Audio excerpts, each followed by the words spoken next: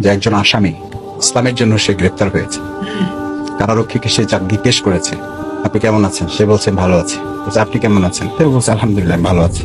তো কারারক্ষী তার কাছে জানতে চাইছে যে জেলখানার ভিতরে থেকে ভালো থাকে কিভাবে লোকে, আমরা তো যে ডিউটি করি এই সময়টুকুই তো ভালো থাকি না, কখন বের হবো পেরেশানিতে থাকি।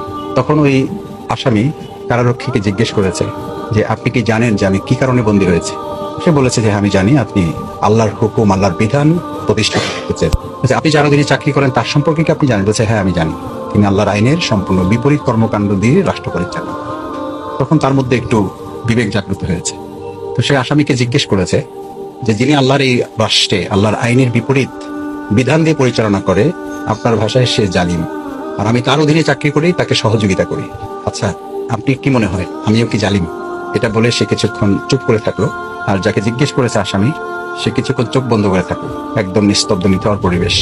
আসামি এবার জবাব দিল যে আল্লাহর আইনের বিরোধিতা করে সে হচ্ছে একরকম জালিম, যে তার সহযোগিতা করে সে হচ্ছে তার চেয়েও নীরব একজন ঘাতক প্রকৃতির জালিম।